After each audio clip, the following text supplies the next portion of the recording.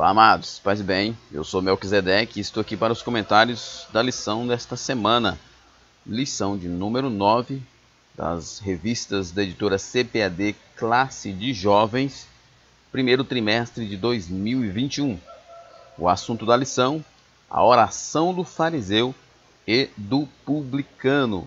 Nós, neste primeiro trimestre, como você sabe, estamos estudando sobre oração. E hoje nós vamos fazer um contraste entre uma oração humilde e uma oração arrogante. A famosa parábola do fariseu e do publicano contada por Jesus em Lucas 18. Só lembrando que a intenção da lição não é fazer uma interpretação da parábola, mas fazer aplicações sobre o perfil da oração de cada um deles.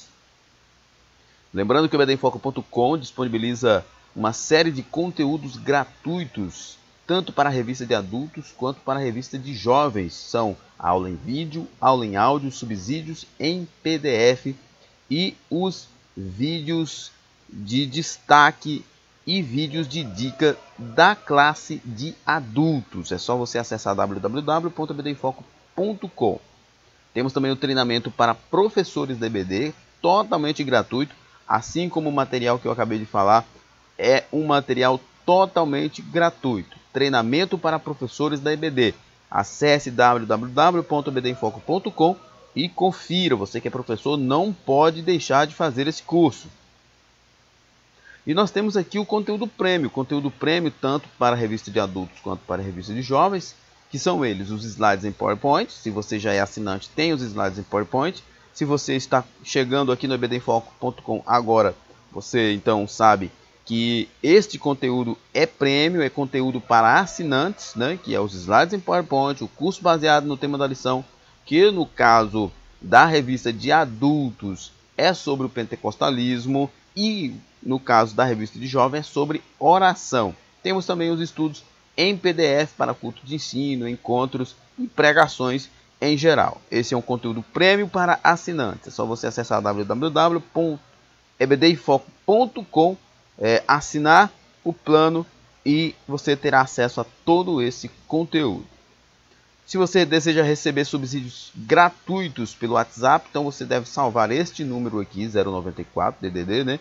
98409-2869.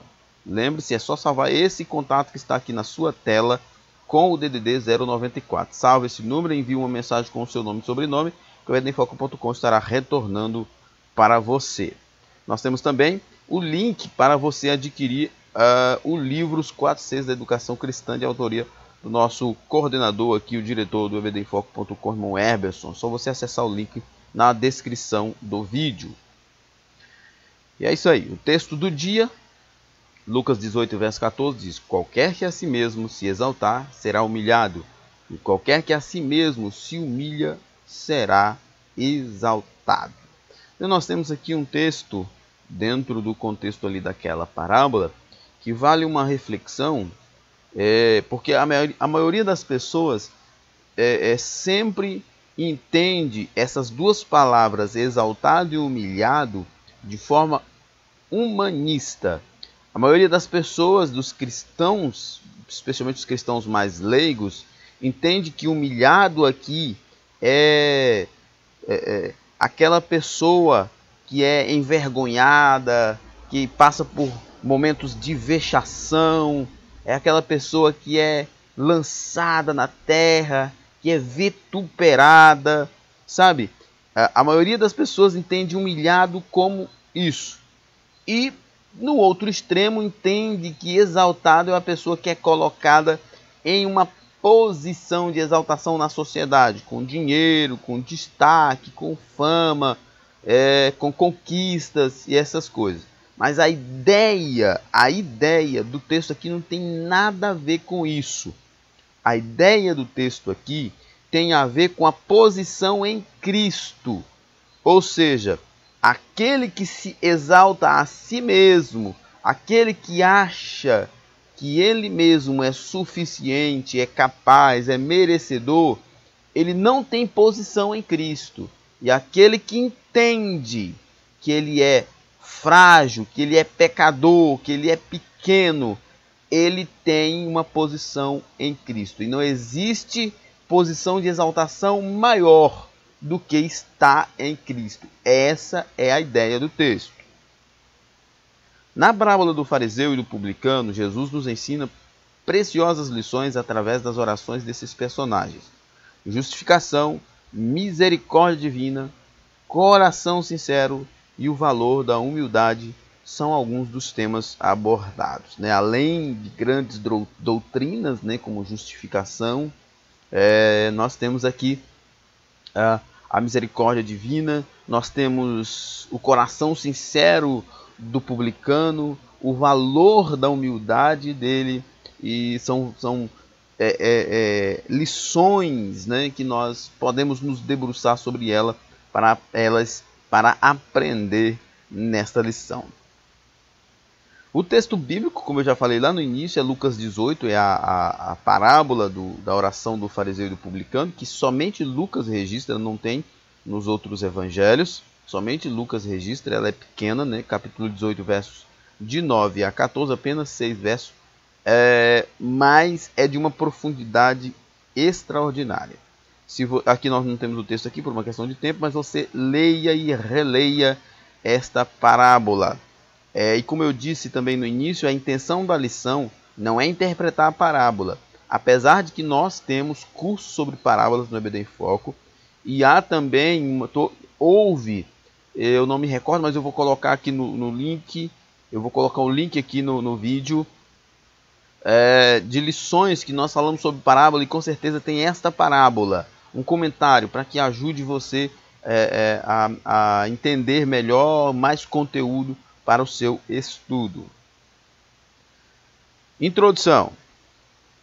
As parábolas eram amplamente utilizadas por Jesus para ensinar as verdades acerca do reino de Deus.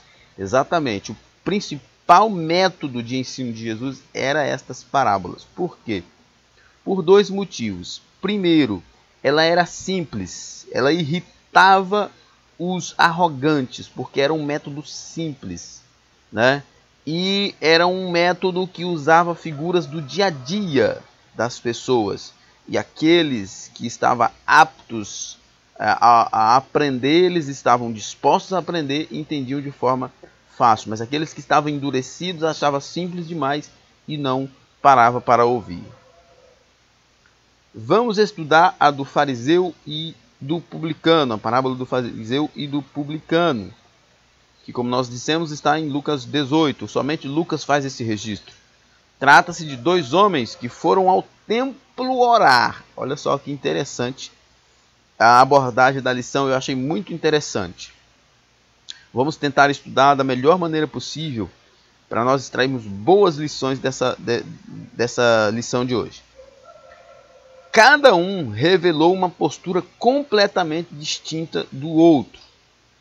Um saiu ainda mais imerso em pecado, o outro voltou para casa justificado por Deus. Olha só, que interessante. Nosso slide aqui começa dizendo: trata-se de dois homens que foram ao templo orar.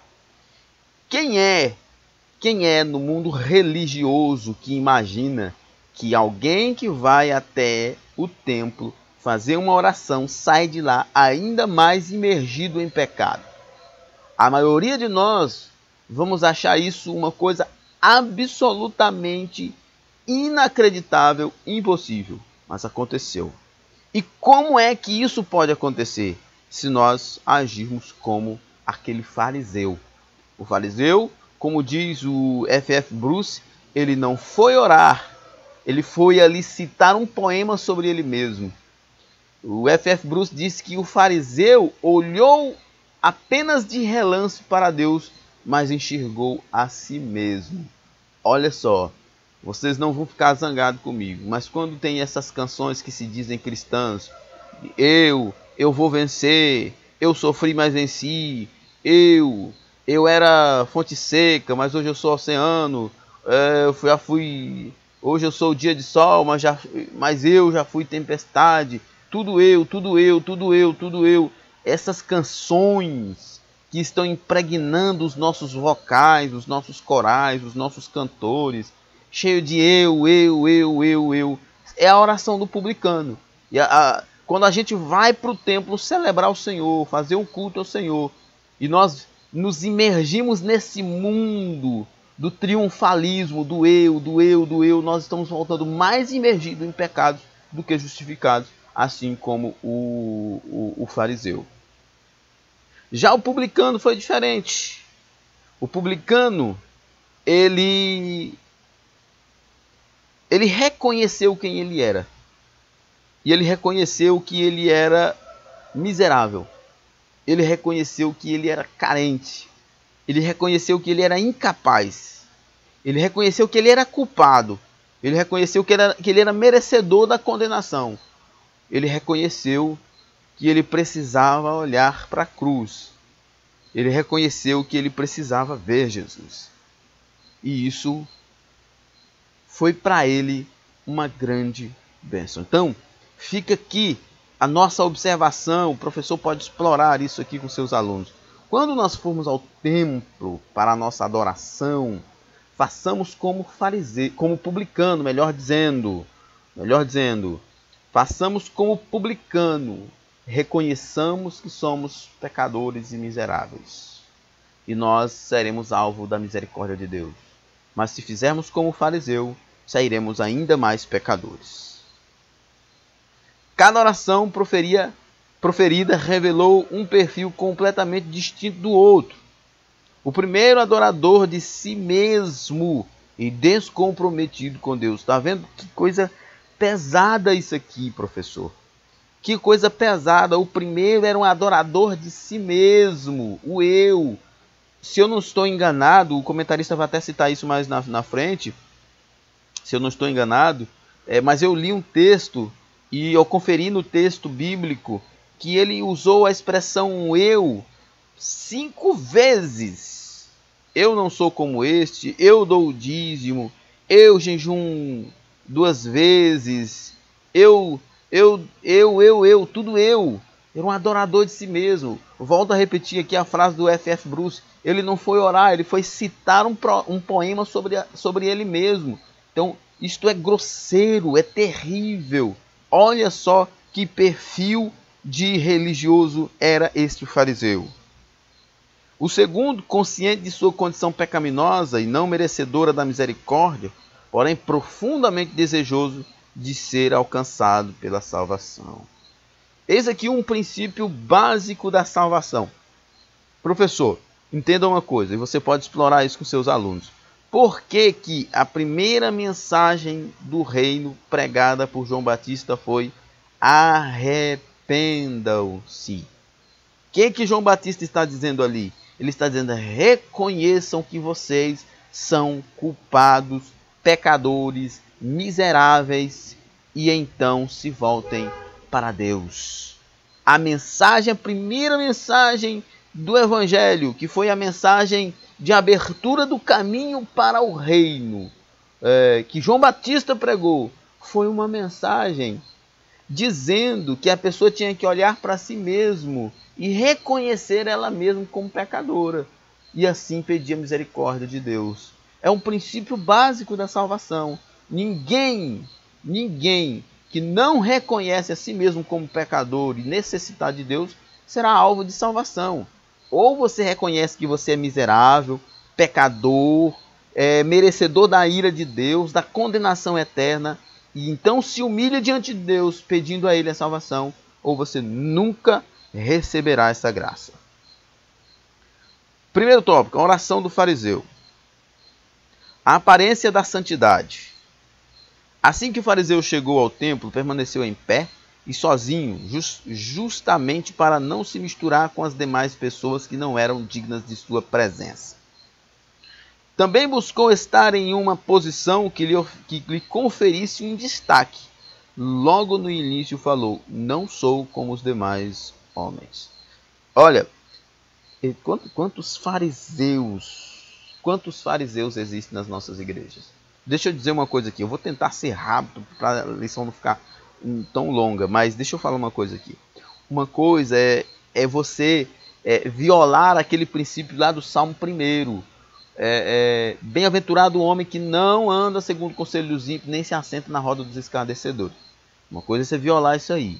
O que o salmista está dizendo ali? Que bem-aventurado é aquele homem que não participa, que não é igual, que não compactua. Mas não está dizendo que você não possa cumprimentar, que você não possa ir na casa do ímpio, que você não possa aceitar um convite para ir, por exemplo, uma festa de aniversário na casa de um ímpio, um casamento de um ímpio, enfim, qualquer evento, e você lá fazer uma social e ir para casa.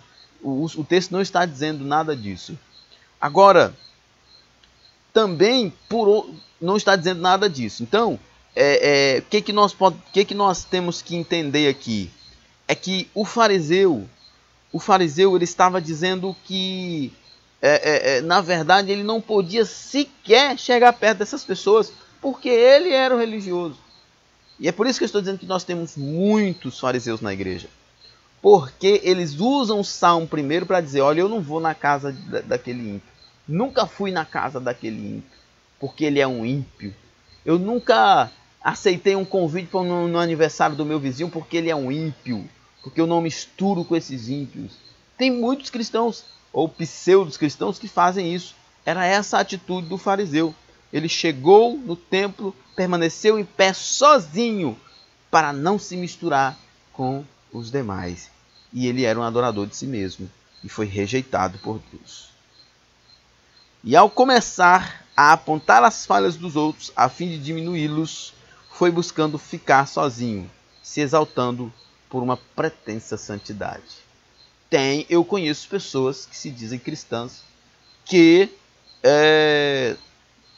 não vão numa lanchonete, não vai num parque, tem deles que não sequer vai na praça à noite, porque diz que é lugar de ímpio. Essa pretensa santidade é um farisaísmo pesado, sem fim, que essas pessoas estão mortas pensando ser cristãs.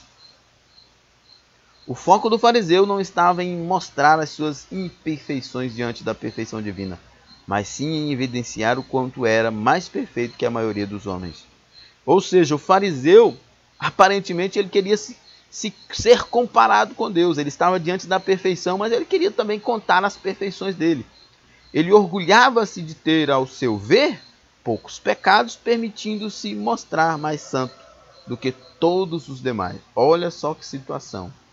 Ele estava fazendo propaganda da sua santidade. Ei, irmão, não faça propaganda da sua santidade, não. Deixa que o Espírito Santo faça. Deixa que a presença de Deus faça.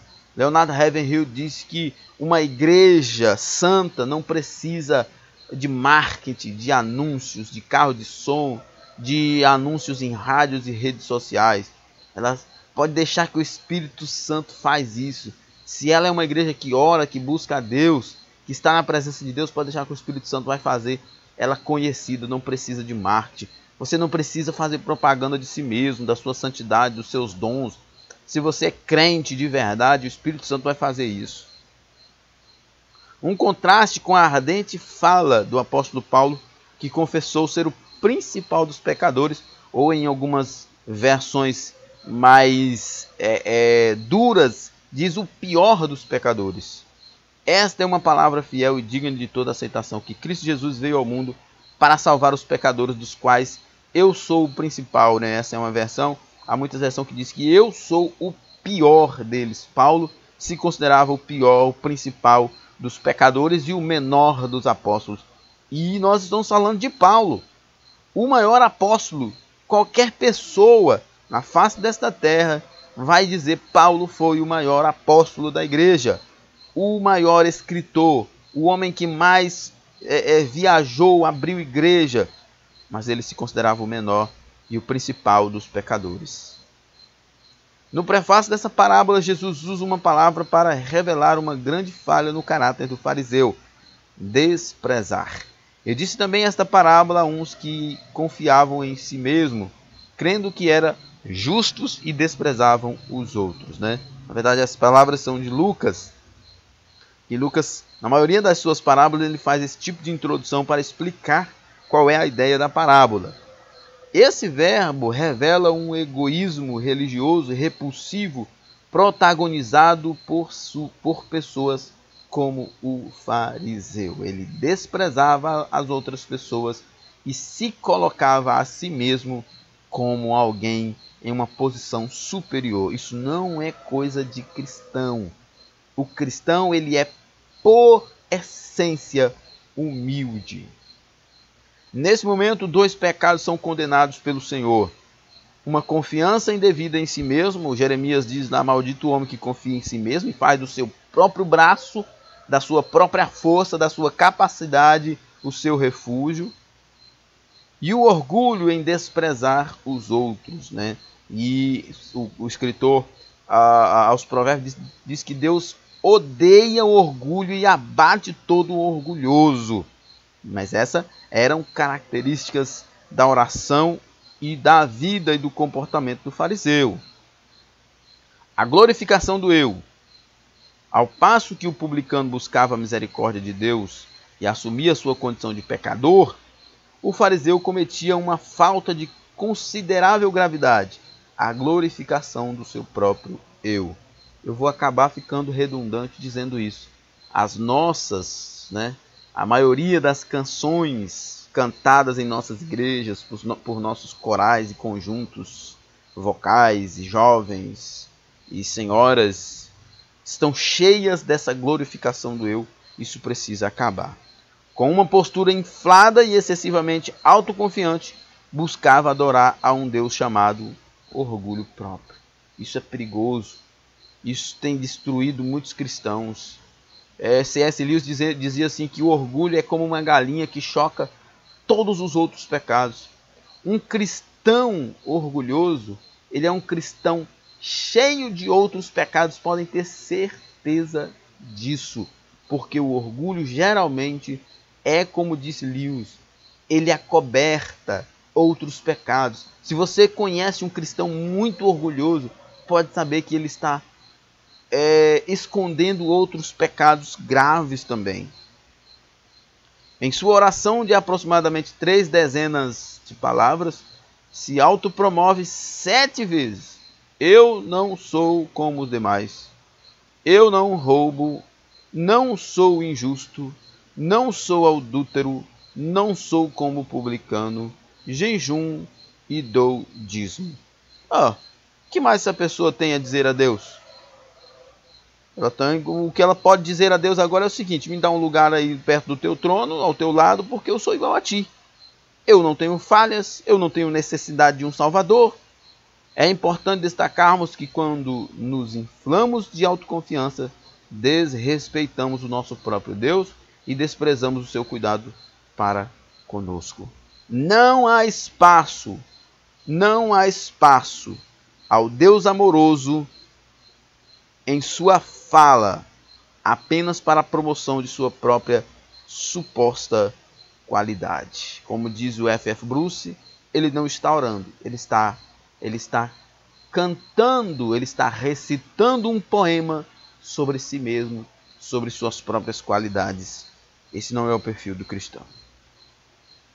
A ação e o cuidado de Deus para as nossas vidas requerem uma postura de completa renúncia de nós mesmos e uma dependência de sua bondade e misericórdia. Como eu disse no início sobre a mensagem de João Batista, ninguém alcançará misericórdia sem arrependimento, sem olhar para si mesmo e reconhecer a si mesmo como pobre, pecador, miserável e necessitado de Deus. Sim, você que está me ouvindo, você professor, que é cristão, que é salvo, que é professor, você também deve se reconhecer como um pecador miserável e carente da misericórdia de Deus. Senão, você é um fariseu.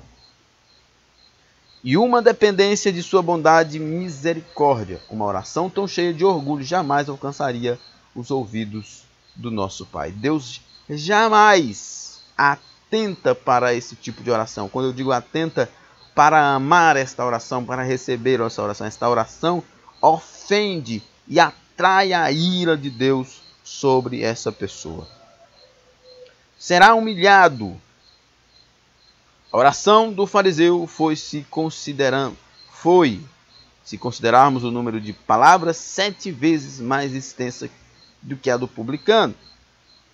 Foi construída com a finalidade de apresentar alguém que aos olhos do autor deveria ser exaltado. Ou seja, a ideia do fariseu era apresentar a si mesmo e não buscar a Deus. A ideia dele era mostrar para Deus a sua majestade, a sua glória, a glória do fariseu. Ele estava mostrando para Deus o quanto ele era capaz, o quanto ele era bom, o quanto ele era perfeito. Então não havia espaço para Deus naquela vida. Tal exaltação iniciara já quando o homem procurou estar de pé à frente. Ele procurou um lugar onde os outros iam vê-lo. Ele procurou um lugar que é tradicional do judeu orar em voz alta. E ele, como ele ia orar em voz alta, e não bastava ele orar em voz alta, ele precisava ficar num lugar de destaque, para que na sua oração as pessoas pudessem ver como ele era, ou como ele se achava perfeito. Essa oração é fruto de uma postura que jamais poderemos aceitar em nossas vidas. Muitas histórias bíblicas nos revelam momentos onde essa prática trouxe consequências lamentáveis para seus protagonistas. Nabucodonosor, nós conhecemos da história. Ele não se humilhou diante de Deus e Deus o levou para convivência com os animais. Ramã, ele também não se humilhou diante de Deus. Ele procurou matar o povo judeu, o povo hebreu, mas ele acabou caindo na própria forca. Absalão era vaidoso por causa dos seus belos cabelos, queria tomar o reino, mas acabou morrendo. Você lembra de Herodes, que foi comido de bicho porque não glorificou a Deus, tomou a glória para si, e tantos outros. São personagens que nos mostram aqui que a arrogância, a soberba, é um veneno para a própria alma.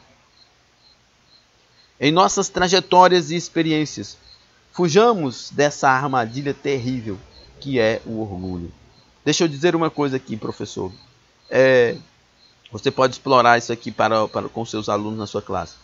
Aqui o comentarista diz assim: nossa trajetória e experiências devemos fugir dessa armadilha terrível que é o orgulho. Só há um caminho a trilhar. Só há um caminho a trilhar para nós fugirmos do orgulho. Meditação, leitura e meditação na palavra de Deus. E uma constante vida de oração particular.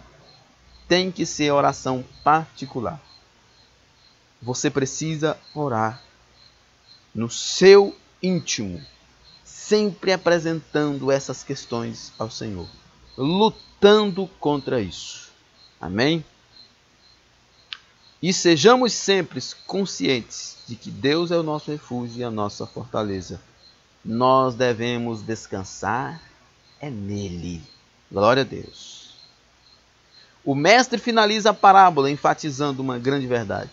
Qualquer que a si mesmo se exalta será humilhado, e qualquer que a si mesmo se humilha será exaltado. Lucas 18, verso 14. Como eu disse, lá no nosso texto, o texto do dia é o mesmo verso, que as pessoas elas têm uma compreensão errada de humildade aqui e de exaltação nesse texto. Quando Jesus fala de humildade aqui, ele está falando justamente no aspecto da pessoa que reconhece a sua fraqueza, a sua necessidade de Deus, a sua fragilidade, a sua pecaminosidade, a sua condição de pecador, de alguém que precisa se arrepender e necessita do perdão divino. Essa é a perspectiva de humildade aqui. Não tem nada a ver com você ser pobre, com você não ser famoso, com você não ser reconhecido na sociedade. Não tem nada a ver.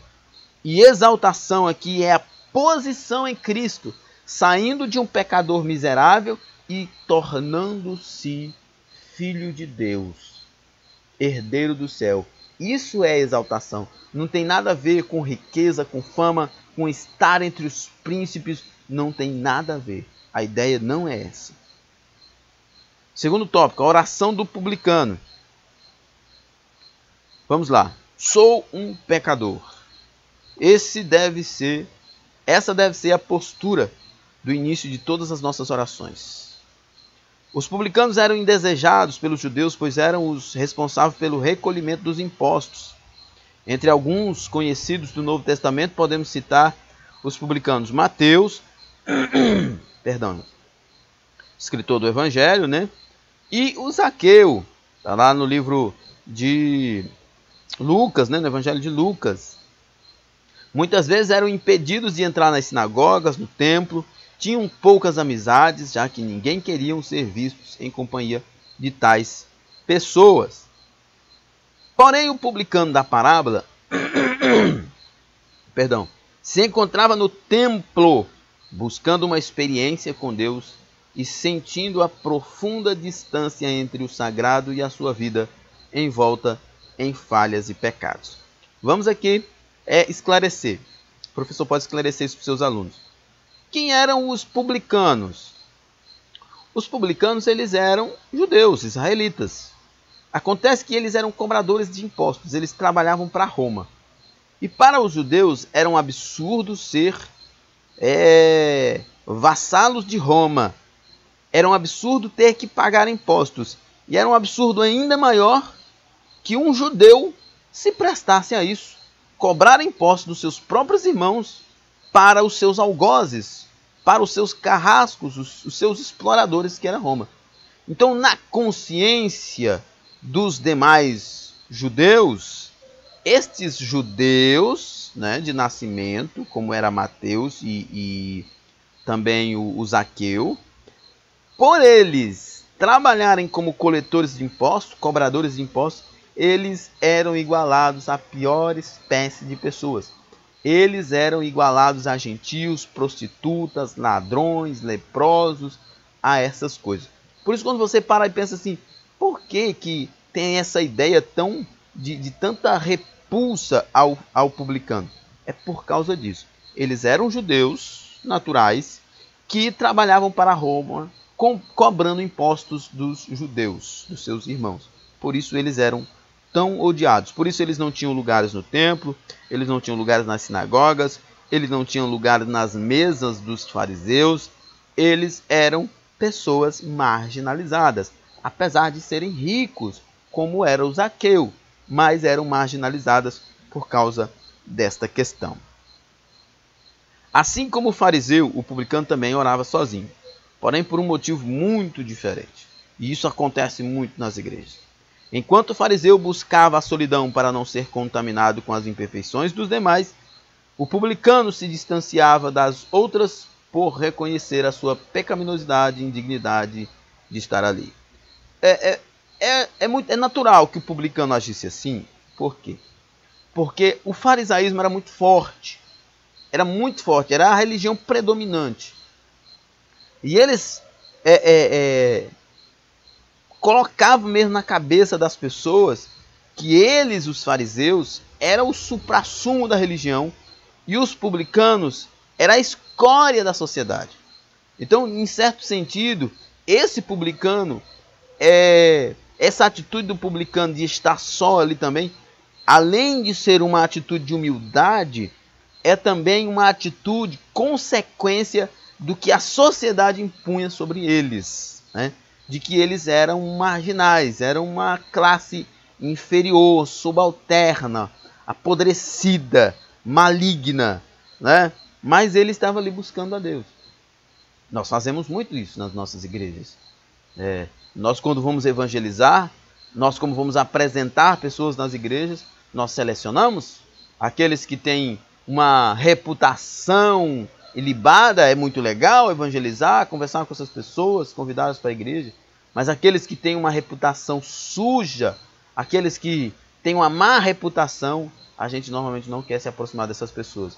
Mas aí é que está o problema. Jesus diz que são os médicos, que são os doentes que precisam de médicos, não são. O pobre homem nem conseguia erguer a cabeça e apenas pronunciou 7 palavras carregadas de significado.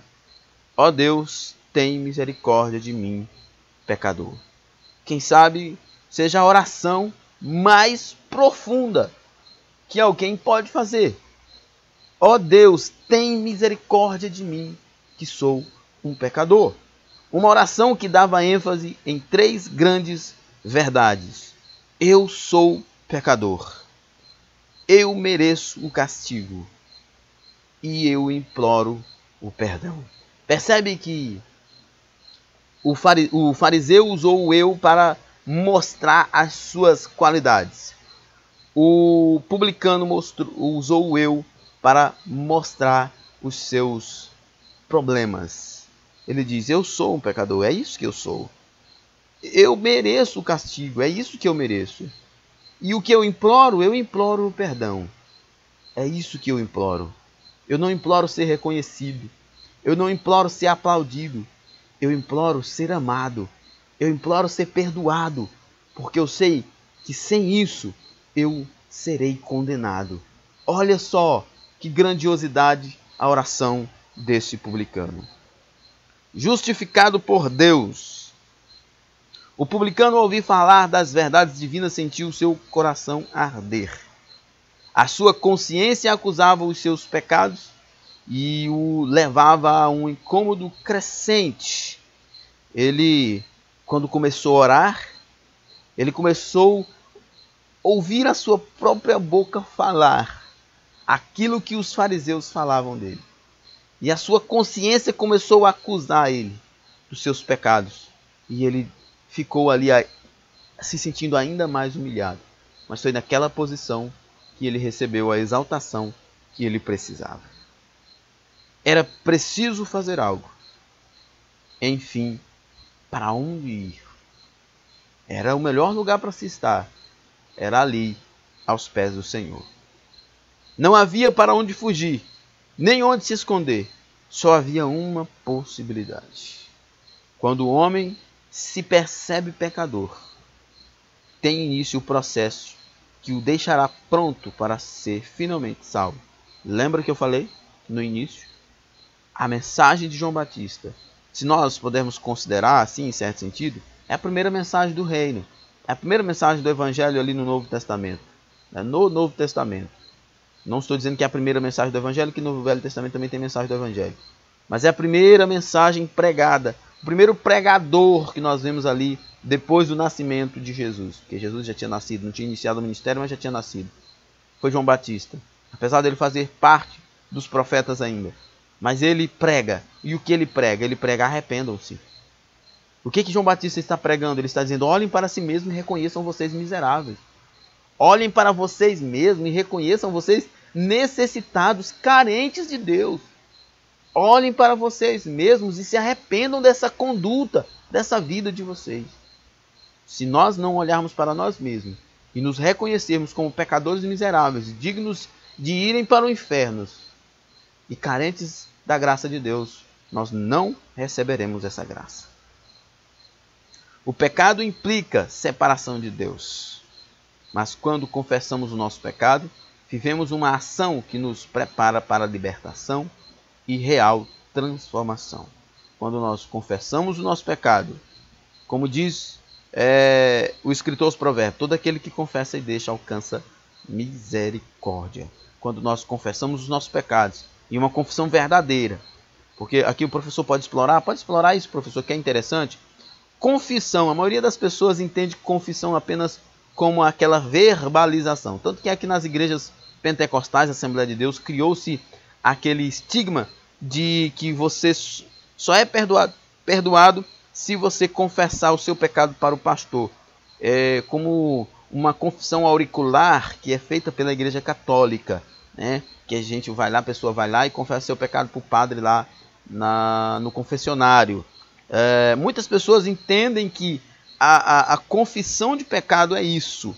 Mas na verdade, confissão de pecado não é nem mesmo verbalizar o pecado, ainda que isso seja interessante.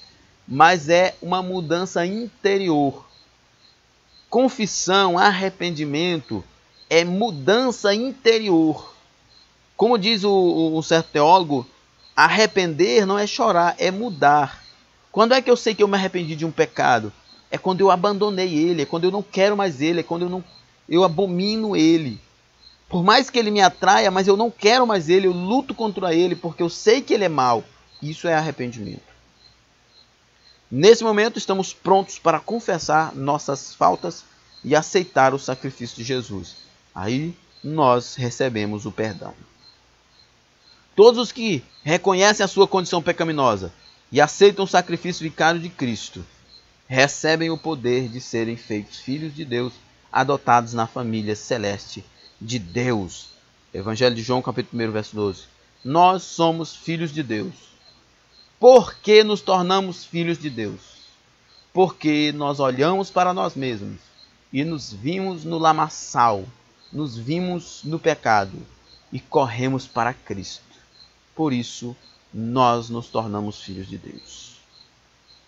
Quando somos adotados, passamos a ter em Cristo nosso referencial em todas as áreas da vida, das mais simples às mais complexas. Enfim, passamos a fazer as coisas do mesmo jeito que Jesus faria. É isso mesmo. Quando nós estamos em Cristo, nós somos novas criaturas, as coisas velhas se passaram e tudo se fez novo. Aquele desprezado e humilhado publicano, a fazer sua oração, se derramou diante de Deus. Poucas palavras que foram suficientes para expressar sua real condição e um grande desejo de regenerar-se. Uma bela transformação de um perdido pecador a um homem justificado por Deus. Esse é o caminho. Reconhecer que você é pecador. Reconhecer que você é indigno. Aí então, você vai até Cristo. E Ele tem a dignidade para lhe dar, a exaltação para lhe dar. E Ele tem a salvação para lhe dar. Será exaltado. O pobre homem chegou diante de Deus com humildade e reconheceu a sua condição pecaminosa. Não havia espaço para orgulho, nem para sentimentos altivos. Apenas para o reconhecimento da sua condição pecaminosa e o profundo desejo de ser liberto e transformado. E assim foi. Que grandeza! Olha aqui nesses slides. Perdão. Nós temos aqui o caminho para o perdão. O homem chegou diante de Deus. Para ser perdoado, você precisa ir até a Deus. Ele chegou humilde, reconhecendo a sua condição pecaminosa, sabendo que não havia espaço para nenhum orgulho, para nenhum sentimento altivo. E ele então, desejosamente de ser liberto e transformado, se prostra diante de Deus e é justificado por Deus. Segundo Jesus, esse foi justificado. Era o dia de iniciar uma nova vida. Quando nós estamos na presença de Deus, tudo muda. Ele humilhou-se, porém Jesus o valorizou e o exaltou. Ao que se exaltara, restou a reprovação por parte dos que entenderam a mensagem da parábola. E na humildade que nos permitimos, desenvolver a nossa dependência da ação divina. Mateus, lá no Sermão do Monte, escreve as palavras de Jesus: bem-aventurados os humildes, bem-aventurados os pobres de espírito, aquele que sabe que precisa de Deus. Bem-aventurado. Não há maior exaltação do ser humano. Isso aqui eu achei magnífico. Magnífico. Não há maior exaltação do ser humano do que gozar da íntima comunhão com Deus. Lembra que nós falamos lá no início? A glória não deve repousar no homem, mas sim a todo tempo emanar do Pai, e assim ser bênção sobre todos. Exaltados por Deus não é riqueza, não é fama, não é ser colocado entre pessoas, não é crescer no ministério. Exaltado por Deus é ter a sua presença, é ser cheio de Deus, é ser salvo, é estar em Cristo.